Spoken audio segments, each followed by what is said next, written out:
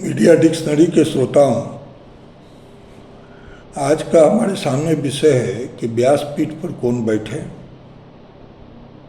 सनातन संस्कृति हमारी कैसे बचे और हिंदू राष्ट्र भारत कैसे बने। सबसे पहले तो मैं यह स्पष्ट कर दूं कि अभी जो विवाद चल रहा है कि व्यासपीठ पर सभी बैठ सकते हैं, यह बिल्कुल गलत है।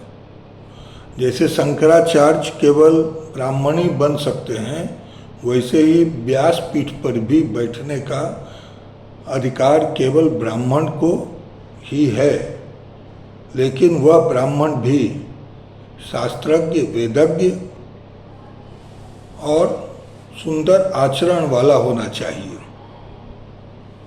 अभी जो एक धर्म में व्यापार का दौर चला है, उसमें बहुत सारे व्यक्ति कथावाचक हो गए हैं और बिना व्यास की महिमा को जाने वो व्यासपीठ पर बैठ सब तरह की बातें कर दिया करते हैं। यह कमाने का जरिया नहीं है, यह ज्ञान को बांटने का जरिया है।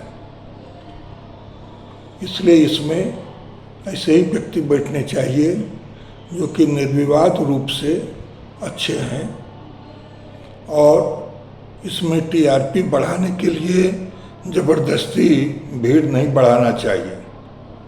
सामान्यतः हमारे हिंदू धर्म में, सनातन संस्कृति में ईश्वर के साथ एकाकी संवाद की परंपरा है।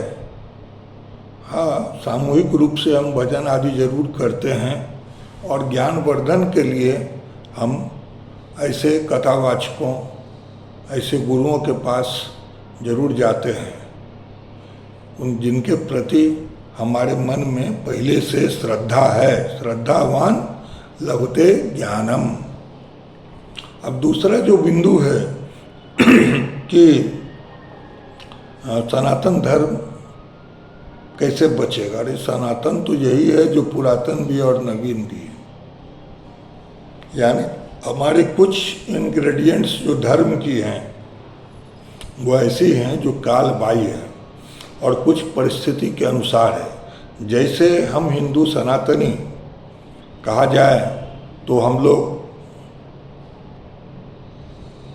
निर्गुण निराकार परब्रह्म सच्चिदानंद घन को मानने वाले अद्वैती हैं, किंतु हमने अपनी स्थिति को जानते हुए सगुण साकार रूप में, मूर्तियों के रूप में, विग्रहों के रूप में भी भगवान को अवतरित या उनके विविध कार्यों के संपादन के लिए मान लिया है, और यह हमारे परंपराओं में आ गई है, शास्त्रों में भी आ गई है, पुराणों में भी आ गई है।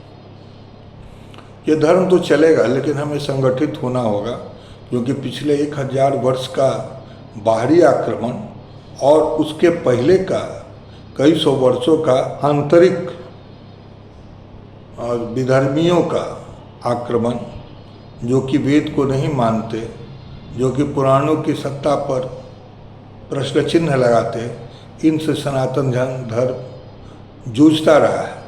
पहले तो चूंकि अपने थे, इसलिए हम उनसे शास्त्रों के द्वारा जीत भी गए, किंतु दूसरे जो आए वो आए तलवार के द्वारा या बल के द्वारा, और उनसे बहुत मुश्किल से हम अपने को बचा पाए हैं। पर सनातन बचेगा। जब मैं पहले की बात कहता हूँ तो चार्वाक और भौतिकवादी, फिर वेद को नहीं मानने वाले जो सनातन से अलग हैं, ऐसे अनेक पंथ, जैन मत, बौद्ध मत आदि की बात मैं किया। और दूसरे में देखा जाए तो इस्लाम और ईसाइयत का जो अभी भी तांडव विश्व भर में चल रहा है, उससे हम अछूते नहीं हैं। इसके लिए हमें संगठित भी होना होगा और धर्म को शास्त्र के आधार पर और सच्चाई के आधार पर, गोंगापंथी के आधार पर नहीं, किसी के शोषण के आधार पर नहीं, और धर्म को अध्यात्म से हमें जोड़ना होगा और हमें संगठित होना होगा, और राजनीतिक रूप में भी इसकी प्रतिध्वनि सुनाई पड़े जहाँ हम हिंदू बचे नहीं। अंतिम बात हिंदू राष्ट्र की है, तो हिंदू राष्ट्र यह है और रहेगा। संविधान भी राम से ही के चित्र से शुरू होता है। हमें हिंदू राष्ट्र इसे बनाना नहीं है, यह पहले ही से है।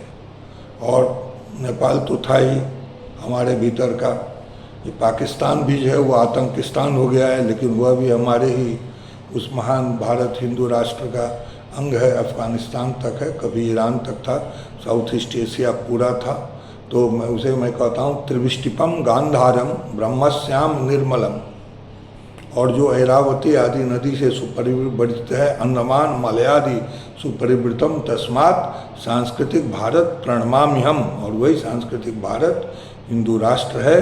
भारत पॉलिटिकल राज्य भले छोटा हो, लेकिन भारतवर्ष सांस्कृतिक रूप से बहुत बड़ा है, जो तिब्बत से लेकर अंडमान तक और इधर अफगानिस्तान ईरान से लेकर के, और कहिए तो मक्का भी तो मक्केश्वर महादेवी है, और से लेकर और पूरे दक्षिण पूर्व एशिया तक, जावा सुमात्रा तक है। धन्यवाद।